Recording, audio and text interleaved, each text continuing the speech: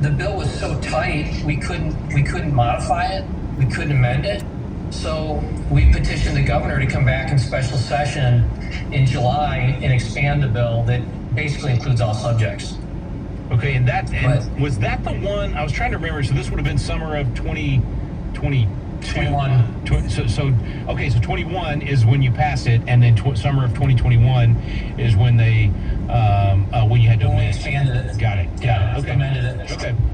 All right. So then Special session. fast forward to today, and what the fight over what's in the classroom, what the curriculum is going to be in the classroom, and what the state board is doing. Because you had another bill this last session that essentially was that your bill that allowed the state board to go back to the curriculum, doing the curriculum guidelines. No, that wasn't my bill. Okay. But 1605 covers that. And so here's the problem. In the 83rd legislative session, Rick, you heard of C-Scope, right? Yeah. In 2013, right? It was in 80% of the schools, affecting 43% of our kids. It was Common Core, meaning math and English. Common Core is math and English. Okay. But there was a history component in it as well that taught that the animals that flew planes in the World Trade Towers were freedom fighters, but our founding fathers that Port T in the harbor were domestic terrorists. Wow. Yeah. It taught that oil and gas was destroying America, and that agriculture was destroying America. Well, what are the drivers of the Texas economy? Oil and gas and agriculture. Right. Right. I mean, it was just ridiculous. But we got rid of it, and we kind of patted ourselves in the back into believing, hey, we got rid of this awful content, but we didn't replace it with anything. And so schools went out and they just bought Pearson and Amplify, woke material, bad stuff, and it's in all of our schools. It's in all of our schools. The books don't exist anymore for the most part Because they're doing everything digitally. Everything's digital. Look at a 20-year-old when they I won't say write when they print, because they can't write. They can't do cursive. They can't read cursive. They can't read the Constitution. Yeah. But they can't even print because they never learned the fine motor skills that comes with learning cursive, right? Yeah. And so what we want to get kids away from these screens and back to content, back to paper. Yeah. And so what we've done is we're going to spend $700 million to coax districts back to paper. So this is an online curriculum that they can print the content out, and we're actually giving them money if they will print it out. Well, I think it's a good thing. Yeah, and this is what got me interested, is that somebody sent me some of the lesson plans, and bro, I'm telling you, it's stuff that we've wanted to get back in the classroom for decades. Everything from how do you treat your neighbor? Well, you treat them the way you want to be treated. What is that? It's the golden rule. Well, where's that come from? And then it goes into the Sermon on the Mount. It's pro-entrepreneurship. It's all of these really, really positive things back into the classroom. And I literally, when they sent it to me, I sat in shock as I was reading through it. I was like, this is victory after victory after victory in one fell swoop. And then I'm hearing some people are against it, and I'm going, okay, that's obviously going to be leftist. People are going, no, some of the Republicans are against it because they don't know what it is. They're afraid because it's open, what is it? Open education resource. Is that right? OER? Yeah. So go ahead and Google search OER Bible studies. OER Bible studies. Let me see what comes up. Seriously. I'm going to do it right now. OER Bible studies. And the sky is probably falling. Oh, wait, let's see. OER Commons, Theology Collection Resources, Open Education Resources, Biblical and Religious. Complete suite. It's OER basically, it means it's an online curriculum, is all of it. It basically means. Okay. So what's the opposition? Why are people afraid of it? Because UNESCO coined the phrase OER. So just because someone else used the phrase in a negative way, it's like saying water's bad because somebody used water in a bad way, right? Yeah, someone drowned in it. Yeah. Well, and just because Bill Gates is a left-wing hack now doesn't mean that everybody threw out their Windows computer. You know, now I'm a Mac guy myself, but I mean, for those that I know it's just unfortunate, and the stupid thing. But I gotta give our conservatives credit, because the reality is that it's silly to even call it OER because it doesn't meet the qualifications for OER. And I don't know if they just thought they were smart by half or what the deal is, but Wikipedia's OER as an example. You can go in and you can edit Wikipedia, right? You can't edit this. Yeah. It's copywritten and it's protected. You can't change it. Someone out in the class they can't edit the thing and change it. They can't take letters from the Birmingham jail as an example and remove the book of Esther, which Martin Luther King was quoting when he said, "If I perish, I perish." Yeah. You can't take the "I have a dream" speech that is in this and remove the book of Isaiah from it. Yeah. How it explains all of that as well. I mean, it's stupid. So if you guys, if the state board is having hearings and such on this, how does that work? Like there's 15 of them, and they will meet sometime in September, I guess. I think it's like September 9th or 10th, 9th and 10th, and we need our people to show up. Okay, gotcha. Because at the hearing, they will decide whether or not to adopt. They get to make the decision on adopting this and making it available to the schools, the local schools. Is that how it works? No, it's Rick. Look, hear this really clearly. HB 1605 is law. And what is that? The question is, do we edit it? And the question is, do the schools get the $700 million to implement it? So it's there, the schools can have it, but they're not going to get $60, $40, and $20 per kid, which enables them to print it out so it's in paper format. That's what the state board's going to approve or not approve? That's what they're going to approve or not. Okay, and we know how money affects the equation, right? So if the school doesn't Right. get the money, if the state board votes no, far fewer schools will use it. Correct. Yeah. Correct. Gotcha. Which means they'll be stuck with the content that they've got. Gotcha. Which is bad. Yeah. I mean, the kids are actually going to go home with workbooks that are printed by ESC 13. And you remember those? As we were kids, we had these workbooks, and you tore pages out. Yeah. Right. Well, they're going to get to do that. They're going to bring those home with them to learn cursive and to do journaling. How cool is that, Nice. right? Yeah. And then mom and dad, if the kid forgot it, or he wants to say, "Mom, teacher didn't send any homework home with me." Well, mom's going to get a PDF emailed to her. Nice. And she's going to say, "No, here it is right here. I've got the PDF that was emailed to me. Where's your homework?" "Oh, here it is. It's in my backpack." Yeah. Right? So none of this, my dog ate my homework kind of stuff. But on top of that, too, what's really cool is that they also get discussion questions. Mom and dad will have discussion questions. So, like instead of saying to your kid, "What'd you learn today at school?" "Nothing." "What was your best part of school?" "Lunch, going home." They'll actually have questions saying, "In this class, this is what they went over, and mom and dad, here's some questions you can ask your kids about what they learned today." That in and of itself. So what's the mechanism for that? Is it the curriculum that's encouraging the teacher at that point that, hey, you need the emails of each of your parents, and here's what you send them on this day when they're doing this class? Because I didn't even know Right. they don't typically do that. There's not a lot of parent-teacher interaction. Nobody does the none. parent-teacher meetings anymore. So this would be really, really good for. It involves. We want to facilitate mom and dad being more involved. Exactly. Yeah. The educational experience. And then what we also did was it had a portal, so parents can see the content, not just 1605 content, but all the extracurricular content that are used in the classroom above and beyond the curriculum.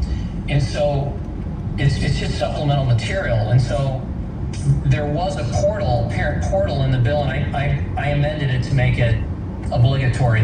It's not discretionary anymore. Schools have to. Yeah. You've got to show parents everything that you're teaching my kid. I love that, man. That is, because we fought that in other states and lost, where they they literally think the state owns the kids, right? And that the parent, the teacher knows better than the parent. And so you're empowering, this empowers the parent to be more involved, to know what's happening in the class. And the teacher should want that, frankly. So, man, this is all good. Okay, so the action steps are, if you're in Texas, you need to be there September 9th, 10th, whatever it is, at the State Board of Education. By the time we edit this and put it out, we'll put that on the screen and give you the information for how to do that. And then if you're in another state, take this idea to your state legislator and say, hey, look what they're doing in Texas. This is good for education. We should duplicate Steve Toth's bill where he did this. And, that's where the prairie fire starts across the nation, because we need to do good stuff in Texas.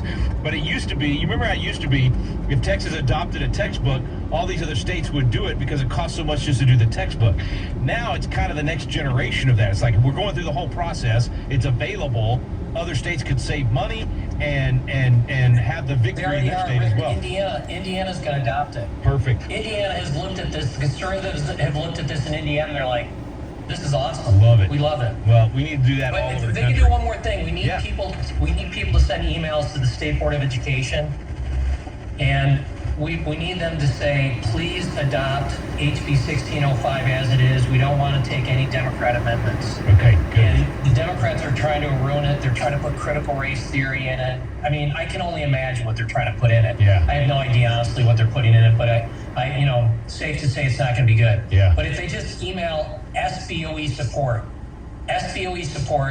at tea.texas.gov, to say, please adopt HB 1605 as it is, no amendments. We'll put that on the screen so folks can see it and make it easy. Please send those out, because believe me, the left is mobilized. They are letting their voice be heard. We have to have our voice be heard. There's more of us, but we're too quiet. Man, we've been sitting on the sidelines for too long. Got to exercise some courage here, folks. Sacred honor. Lives, fortune, sacred honor. This is where you stand up, put your reputation on the line, and be a part of standing in the gap. Steve Toth spending his whole life doing it. The least you can do is do an email. Steve, God bless you, man. I am so appreciative of you. Blessings, brother. I love you. You too, man. What a treat. What a treat to have Steve Toth with us here at the core. A couple thoughts as we're closing out today, folks. I mean, first of all, just a great reminder, there's good people in public office. There are people that are patriots, not politicians. That's what we always say at Patriot Academy, is we're training up young leaders, Constitution coaches, military veterans, candidates for office that are not politicians. Politicians are only thinking about the next election. Well, we're raising up and training and equipping and locking shields with our patriots who are thinking about the next generation. And you can tell that just from everything that Steve was talking about. You can tell that from his approach, from what he's accomplished, what's getting done right now at the State Board of Education and in Texas schools. And when you think about the next generation and you think strategically, you don't knee-jerk reaction. I've seen people going against this curriculum for the silliest reasons. I mean, Steve mentioned some of it. It's like, just the terminology, OER, online education resource, was started by somebody that's on the left. And so that idea of even making education resources available online somehow is now bad. I mean, I do Constitution classes online all the time.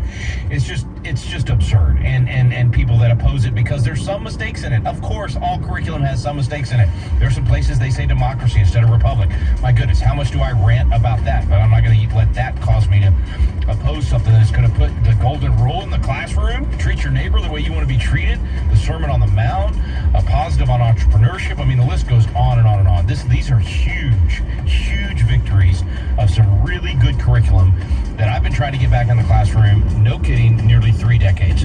So let's celebrate this. Folks in Texas, please contact the State Board of Education and encourage them to adopt this and not oppose it.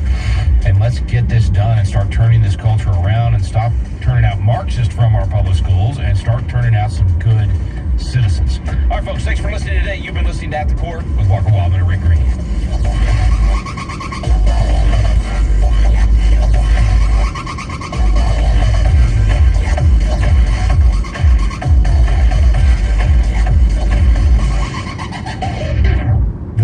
And opinions expressed in this broadcast may not necessarily reflect those of the American Family Association or American Family Radio.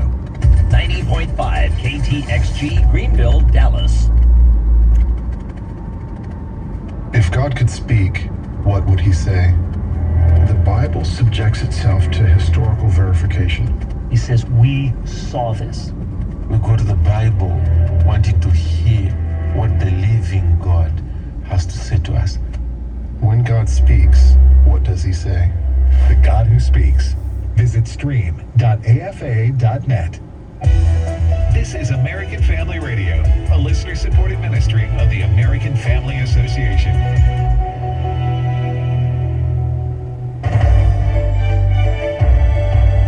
American Family News, I'm Robert Thornton. The FBI continues to investigate the hiding spot used by the man who tried to assassinate former President Donald Trump this past weekend. Fox's Dana Marie McNichol. There are still a lot of unanswered questions about how that gap in the shrubbery was overlooked, especially when the golf course lines a public street. That gap is accessible from a sidewalk. Ruth allegedly pointed an AK-47 style rifle at the former president on Sunday from this location. The area appears hidden from plain sight until one walks directly by it. The former president said he was on hole 5 when he heard gunshots and was quickly taken to safety. Cell phone records do show Ruth was camped in the area for nearly 12 hours with food and a rifle, and the FBI said he never had a line of sight to the former president in this hiding spot. Florida Governor Ron DeSantis announced the state is also launching an investigation into what happened. Donald Trump's campaign is making its argument that Hispanic voters are better suited to pick the GOP nominee over Harris this November. During a call held with reporters today to mark National Hispanic Heritage Month, Senator Marco Rubio of Florida said Harris has tried to undo Trump's achievements that benefit Hispanic Americans and that the world was just a safer and more stable place under the Republican president's administration. Hezbollah fired a new barrage into northern Israel today as fears of a greater war rise after hundreds of electronic devices exploded in Lebanon, killing at least 32 people and wounding more than 3,000 others. Carolyn Glick, senior contributing editor of Jewish News Syndicate, joined Washington Watch. We're talking about a regional war that's been going on, and then the question just becomes how are the different fronts going to develop? So in Lebanon, we've seen a massive escalation in the missile attacks on Israel by Hezbollah over the past couple of weeks, where we've been seeing over 100 missiles shot into Israel a day. Speaking to Israeli troops yesterday, Israeli Defense Minister Yoav Gallant said we are at the start of a new phase in the war. Glick talked about people in Israel returning to God during the conflict with Hamas and Hezbollah. See that even in pop music, that the songs that everybody's are singing, all have biblical allusions. Many of them sound more like prayers than rock songs, and a lot more open and very fervent prayer among our soldiers before they go into battle while they're there. A lot of Torah study in Gaza going on between battles. She said there are more secular Jews showing interest in traditions of Orthodox Jews. A new app for the iPhone could help you detect sleep apnea. Here's Fox's Lisa Brady. A federal agency greenlights Apple's new sleep apnea detection feature. The Food and Drug Administration clearing the feature for use. It's now accessible on Apple Watches, including the Series 9, 10, and Ultra 2. The feature is meant to help those who may be reluctant to test for the condition or are unaware they're affected by it. The sleep apnea feature monitors a user's breathing disturbances while they sleep and displays nightly metrics in the watch's health app. Health experts warn the feature's results may not always be accurate, and insurance companies may not pay for sleep apnea therapies based on the watch's data alone. For more health news, go to foxnewshealth.com. Hundreds of people in Vermont need a new place to stay tonight with a pandemic-era voucher program ending. Here's Fox's Chris Foster. About 230 households without homes, families and individuals, have reached a new 80-day limit for state-funded stays in hotel and motel rooms set by the Vermont legislature. A new 1,100-room cap on the program also kicked in this week, meaning some people under the 80-day limit are not able to get a room. Those caps are lifted during the winter months, December through March. Vermont has the second highest homeless rate per capita behind New York, according to the U.S. Department of Housing and Urban Development. Chris Foster, Fox News. The Texas Education Commissioner calls for a ban of student cell phones in schools, according to the Texas Tribune. Mike Morath made the recommendation as concerns rise that phones are harmful to students' mental health and distract them from learning. Some worry that banning cell phones prevents young people from exercising personal responsibility and communicating with their parents during emergencies. And that's all our time for now. We do appreciate your listening. You can find more news online at afn.net. I'm Robert Thornton.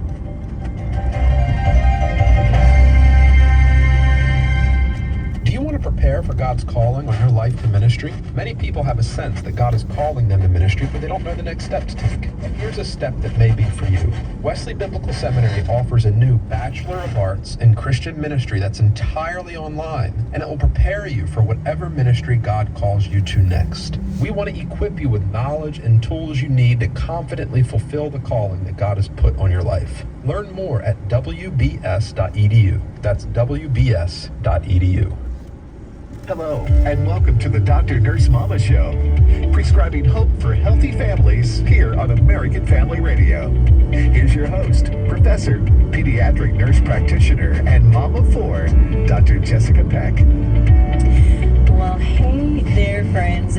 Welcome to my favorite part of the afternoon, getting to spend time with you. I love getting to do that. And wherever you are, if you are in the pickup line at school, because we're starting back to be that time, if you're at work, if you're at home, if you're driving down the road, or if you happen to be on the way to a baseball practice or another sporting event, we have got the show for you today. We are going to talk about being a baseball family. Now, whether it's baseball or whatever sport it is, we have a lot of families in this country today who are really engaged in sports with their kids. And today we're going to be talking to Billy Jouse.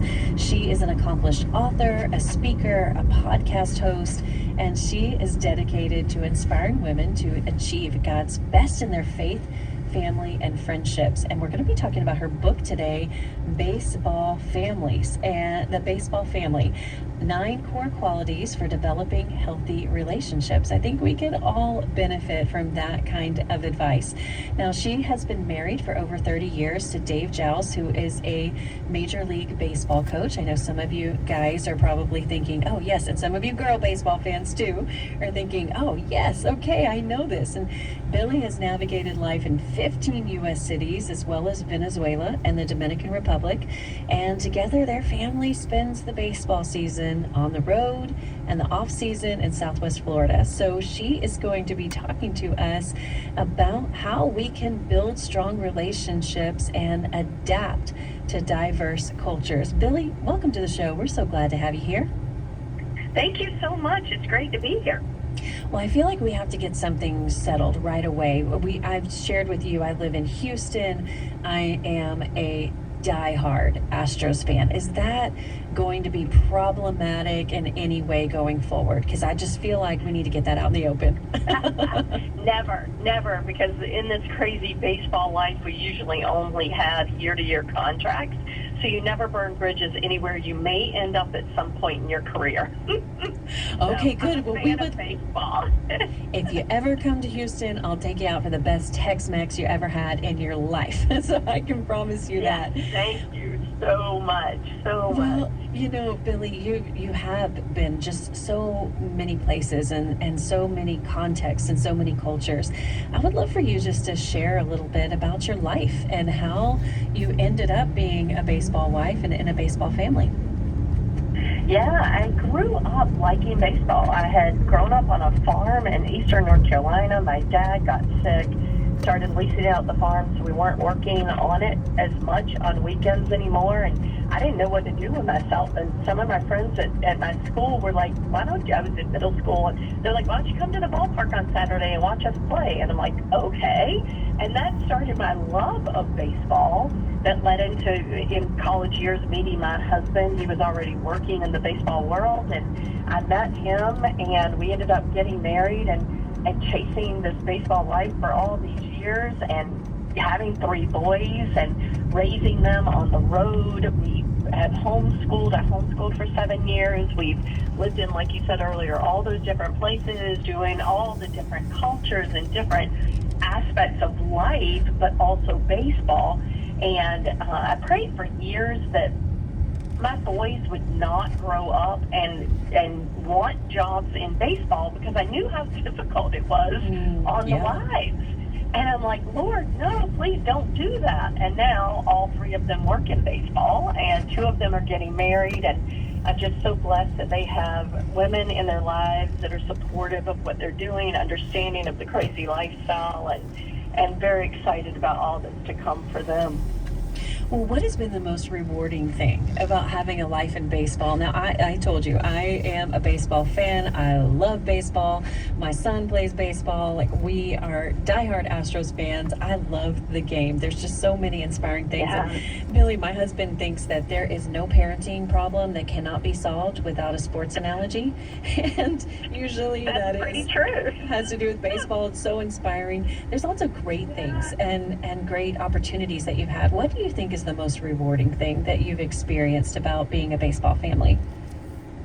You know what? It is the baseball family. It's the people you meet, the relationships that you make, be that with players and wives, coaches and wives, to the lady that I buy my water bottle from every night at a ballpark, or the, back in the days, I'd say the ticket taker. They don't take your ticket anymore. You scan it at most ballparks. But the person that you see at that gate every night that you get to have a relational exchange with. You may not know a ton about them in the beginning, but you move forward in that. And we've just had such great experiences with me.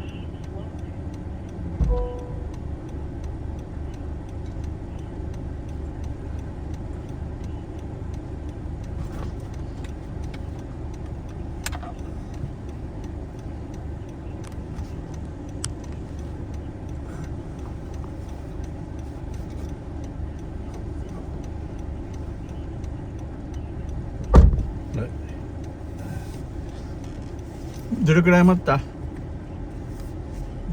分15分ぐらい。ああ、10分10。いや、ちょうどよかったね。今日は違った先生でしょ？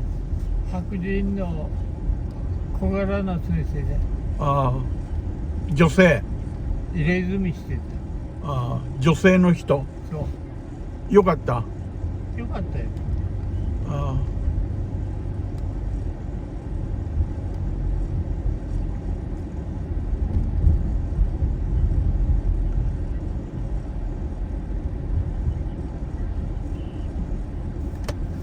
挨拶したの？しないよ。今日人数多かった？結構多かったよ。あ、多かった。あ、やりやすい、この人は。同じだよ。うん。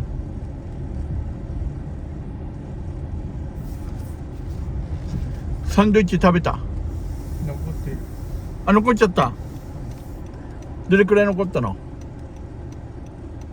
半分ぐらいが。ああ、おいしかった。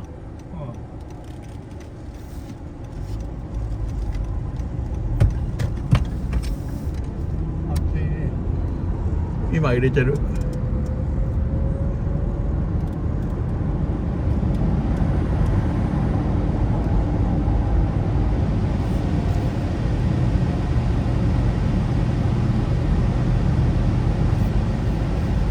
スチームは入ったの？入った。ああ、人数いた？今日は人数いた？一人で。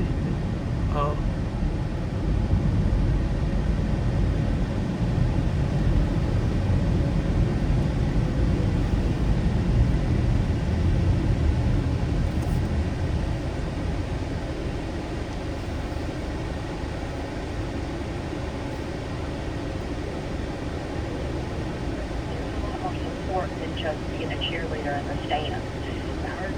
シャワー入ったんだね。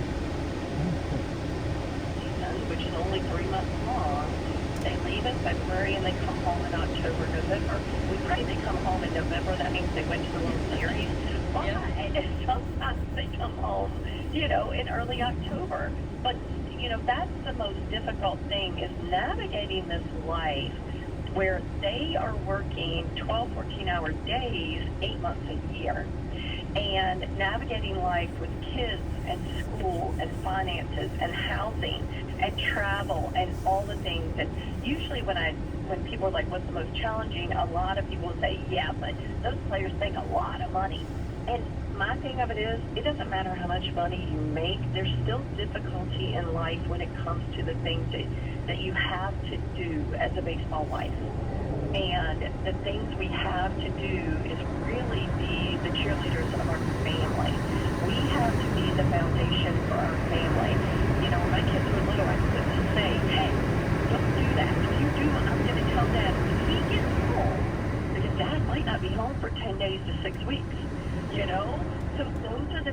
mom that you have, and I know there are a lot of, I would not have gotten through baseball if it weren't for a college roommate who married a guy in the Navy. And her life was so similar to mine that we would sit on the phone some nights until the wee hours of the morning, knowing we were going to regret it the next day with little kids getting up. But we could lament to each other. We could complain, but we took each other back to a life-giving place, a life-giving word, a life-giving prayer, a life-giving experience that you'll get through this. Look what I did, you can get through this. Or look where we were 6 months ago and now look where we are. It really, having that person in my life helped, but it didn't make it less challenging. But that, to me, the biggest challenge is just the schedule and the demand on my husband over the years. And I'm at the point now where empty nesters, and I keep thinking one day maybe he'll retire. But it's like that R word, retire, is not in his vocabulary. And I think you do it more now than we did before, because God keeps opening up these crazy opportunities that are like, okay, Lord, yeah, let's go to South Korea with MLB and do an event called Home Run Derby X. Yeah, Lord, let's go to Nashville, Tennessee and do another Home Run Derby X. Or let's go to the All-Star Game. And my husband threw in the Home Run Derby to Pete Alonso at the All-Star Game. And it's like the Lord just keeps opening these opportunities, and we don't want to be remiss to see where God is putting us and who He's putting in the path of where we are so that we can love them. You know, there's so many things I'm thinking, but when we look at families facing issues today, facing culture today, we all have similar pressures as far as are we going to live out our faith wherever we are? And there's unique challenges in that. And you said earlier, you know, that the money doesn't matter. And I think there's some things that money may make easier, you know, as far as resources to have help or those kinds of things. But I think, Billy, in some ways, money makes it really harder when you talk about, you know, having your character, because I think there are a lot of temptations and pressures that can come with success. And I think all along the way, you know, those families who maybe they still have little leaguers and they're having dreams of, you know, their kids making it to the MLB, and then all the way up to facing those successes in the MLB and seeing all of the temptations and the different ways where you could just think, oh, I've made it. I don't need God. I don't need my faith. Or how am I going to live out my faith in a way that is so public? Because we see the criticism of other athletes that even recently, you know, in the news have been really criticized for that. How do you hold on to your faith in the midst of all of that, in the midst of the challenges of being a single mom from February to October, but also having, you know, like you said, those tremendous opportunities and success よかったね、 and 今日は。 exposure and those kinds of things, and putting people on to what really matters. I feel like the foundation of knowing who God is and who He's created us to be takes a lot of that pressure off. Now, we've seen some very strong Christian men and women be very strong in their faith all the way through the minor leagues, up to the first year or two in the big leagues, and then face a big contract. And all of a sudden, it becomes more important than God. And I talk a lot within the baseball realm, and I've actually just started talking about it publicly, but I talk to the baseball players and their wives about fame, fortune, and celebrity. Fame and fortune is not what takes your faith away from you. When you have fame, you have a platform that you're able to present Jesus in a way that nobody else can. Now, that could be a mom on a Little League team that becomes team mom. That's what your fame is. You're known to be the team mom. You're known to be the woman that has the answers to all the questions. And to do that in a loving, kind way to everyone, even the same paper people, is what we're called to do. The fortune, if God is going to give us extra resources, to be responsible in those resources in building the kingdom and supporting the kingdom. あさってね、土曜日になったから、それか明日、土曜日だけど、もしヨガ明日行きたいなら明日連れてってあげるよ。いや、普通のあれでいいよ、土曜日で。OK。一日ずれてるだけだから。 I cannot wait to hear this answer. I know you can't either. Back with so much more from Billy Giles on being a baseball family on the other side of this break.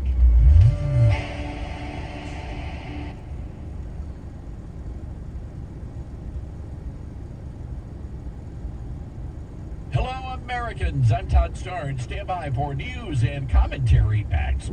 An Arizona church was ordered to remove a sign that said Jesus Christ 24. The sign was not political in nature, but that did not seem to matter to the folks in Scottsdale, Arizona. They ordered Trinity Church to remove the sign, saying it violated a city ordinance. Pastor Bart Driscoll said they responded by telling the city to read the First Amendment, especially the passages regarding free speech and freedom of religion. Now, Pastor Driscoll said that if you work for the government, you need to figure out how to secure the border before going around collecting signs and harassing law-abiding churches. It turns out there are many signs posted across the city, but they only targeted the one that said Jesus. Now, the pastor said not only will they not comply with the ordinance, they are also ordering more signs, one for every member of the congregation.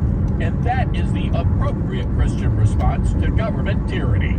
Be sure to get my latest podcast. It's available at toddstarnes.com. If you are 65 or older, you know this. Inflation is hitting everyone hard right now, especially when it comes to healthcare. Over the last 10 years, healthcare costs have skyrocketed by, get this, 230%. If you have Medicare Parts A and B, you know there are still out-of-pocket expenses like deductibles and co-payments, and they really add up. But here's some good news. MediShare 65 Plus is designed to fill in those gaps and help protect you from rising healthcare costs. At only $99 per month up to age 75, you get peace of mind at a price you can afford. And MediShare is trusted too. It's been around 30 years. It's not some big impersonal thing.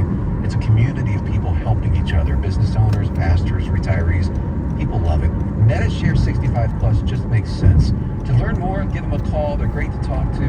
They'll offer to pray with you each time you call too. Call now. 833-45-BIBLE. That's 833-45-BIBLE. 833-45-BIBLE. We have to know what we're looking for in a judicial nominee. According to Philip Jaregi, choosing a federal judge nominee is more important than people may realize. Supreme Court justices under the Constitution they serve, the Constitution says during good behavior. Well, that really means life. The stakes are high, and failure can be devastating. We've gotten it wrong about 50% of the time with Supreme Court nominees. Had we gotten it just 75% of the time correct, we wouldn't be in the position we're in today. Federal judges have the ability to change the direction of our nation, for better or for worse. That's why we need to understand the role judges play. What's their purpose? What are the guiding principles that shape who they are and how they use their authority? Learn about that and more with the AFA Cultural Institute DVD, Principles of a Constitutional Judge, with Philip Jaregi. It's available now at resources.afa.net. Resources.afa.net.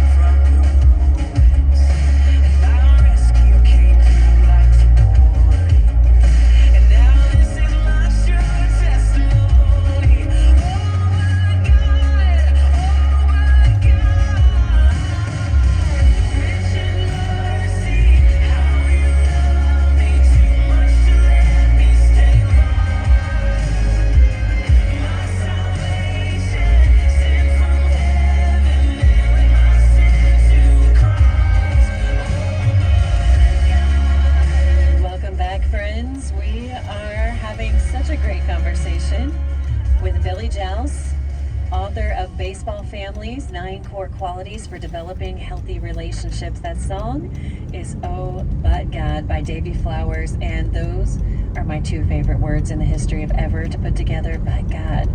But God has saved us and given us a hope and a meaning in a world that it just seems like is increasingly off kilter.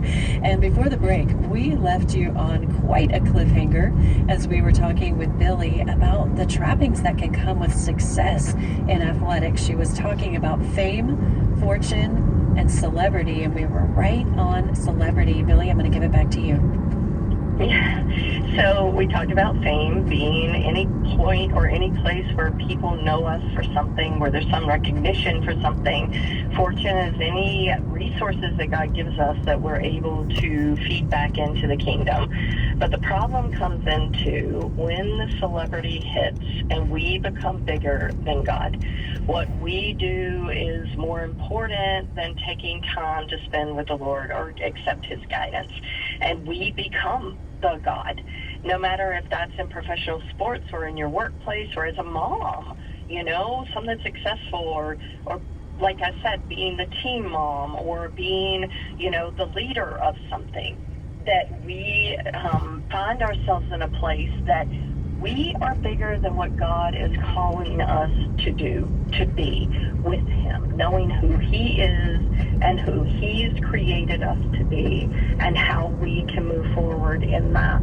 So celebrity hits, and that's when we find ourselves far away from what we believe God has called us to, and we take charge of it all.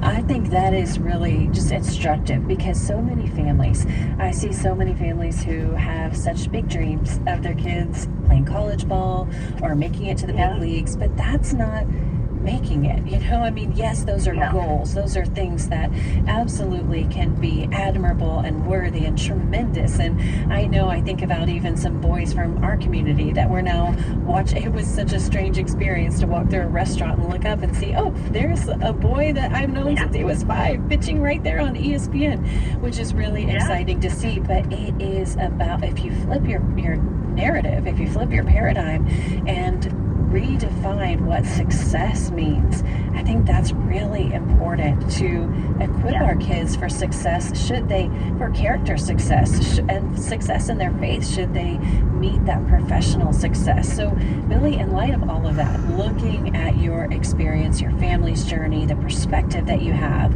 what do you say to the parents who feel like, okay, we're in the trenches, our whole life is at the ballpark, we're in the car, maybe we have our priorities straight, maybe we don't, maybe we have gotten a little too much and we've lost sight of what's important, or maybe we don't. What encouragement do you give to them right now so they can feel assured that they are on the right path and making the right choices and setting their kids up for success? It's so hard when you're wanting your kid to be as successful as they can be and you want them to reach the pinnacle of what they can reach. When our expectations, though, become unrealistic is where things fall apart. When we're pushing rather than allowing God to pull us into places that he wants us to be. And that is also with the giftings of your kid. It's like if your kid is athletically gifted, and if that be a cheerleading squad, a dance squad, volleyball, soccer, we've just been able to see the Olympics and all the athletes that are succeeding in that. It's really allowing your expectation to be on where God is pulling you. Where is God taking you into these spaces rather than pushing? Teaching our kids to love one another as Christ loved us so that others will see that we are his disciples. So when we base every decision we make on God's guidance and where he's taking us, it allows us to see a bigger picture.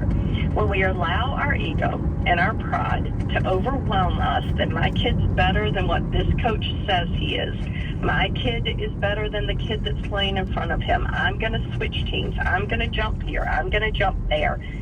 That is almost that celebrity mentality that I talked about earlier.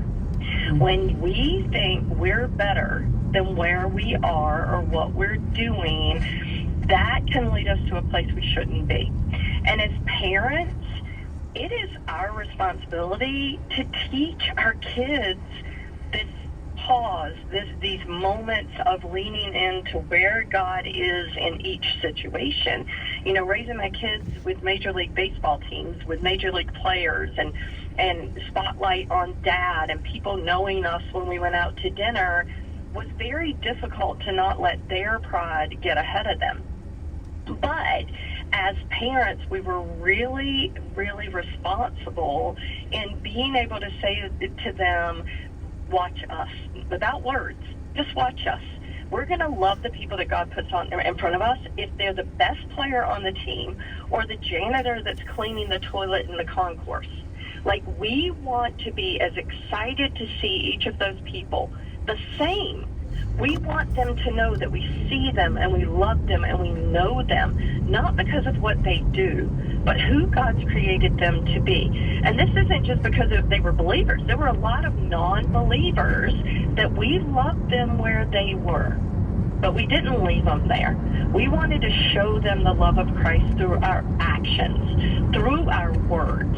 And it wasn't always preaching. It wasn't always sharing. It was developing a relationship with these people at the first contact, that they knew that we were loving on them, that we were respecting them, we were including them in, our daily activities. If that was just smile at them and open a door or whatever that may be, that we were able to show them that we were loving them. And then as those relationships grew, we were able to bring Jesus into words. We wanted to have Jesus in actions and then bring Jesus into words. And if that be inviting a wife to a Bible study for me, or to sit in the stands and talk about my faith and what God's done in my life, that doesn't happen the first time I meet that wife. It happens as we've sat in the stands for a little while and I've loved on her where she is. And then I take her to a place of introducing her to Jesus or walking alongside of her in her faith, whatever that may be. So to show our kids this without saying, you need to learn this, you need to do this, it's really by watching us. And that's hard to do sometimes, right? But in times that I got frustrated or something wasn't godly enough in my mind that I had done in front of my children, I would ask for forgiveness. I would move on. Now, let me just tell you, honey, I am not the perfect mom. I have messed up a lot. But me neither. Exactly. And I have a perfect God that I can run back to every time and say, Lord, forgive me, help me guide my children, and show my children where they need to be. Let me be the example. Let me be the Jesus in skin that they see, loving on others, so that even my children know that I'm a disciple of Christ. It's so important to model that because they do what they see, not what we say. They are really modeling what we're doing. And I think it's so important to model that, to love other people, whether that's the person who's opening the door, who's the ticket taker. I'll go with your old school because I'm old school like that too. Or, whether it's somebody that is a parent on the team or another family on your team, wherever that is. And you do bring some interesting points, Billy, about contrasting that, because we've got, yes, we want to love people where they are, we want to meet their needs, we want to minister to them, but also it's important for us to be able to navigate those relationships that are kind of changing and that are happening in the context of, environments that are outside the church or outside a curated body of believers. Not like this is a Sunday school class or something like that. It's really important for us to be able to differentiate voices for our kids they can trust and that are going to influence their worldview. And you said in your book, you talk about how social media has really confused people into believing online acquaintances or social contacts or real friends or family or people that we can trust. And I think kids have a hard time, trying to differentiate that between what is ministry, what is loving on people, and what adults are going to speak into their life to give them advice that is trustworthy. So how do you discern? How do you teach discernment to the kids and balance that? Yes, we want to love all people, but not all people are going to give us advice that is going to be instructive for the way that we want to live our values and faith. How do you do that? Absolutely. One of the things I talk about in the book that really helps, and people have been coming to me saying that this has given them such freedom in understanding these different connections, are the 4 relationships that I talk about in the book. Every day we have relational exchanges with people that we come in contact with. And in those exchanges, there are 4 different levels of connections. That is starting with an accidental acquaintance. That person that you just run into once or twice. You really don't know their names very well. You don't remember their name, whatever that is. It's just an accidental acquaintance. God just put them in front of you for a moment. And then we move into our social circle. And this is where social media comes in. Our social circle can be, what is it on Facebook? It's 5,000 friends. On Instagram, it looks like it's limitless. And on TikTok, it's infinity. You know, Yeah. you have all these people that you can come in contact with in an accidental acquaintance if you're watching a reel or you're watching something pass by. But if you continue to watch their reels or follow them, that becomes your social circle. Your accidental acquaintance and your social circle do not have depth to them. You are not responsible to them. They are not responsible to you. And the information that they're giving does not mean that it's trustworthy or respectful or it's godly by any means. You know.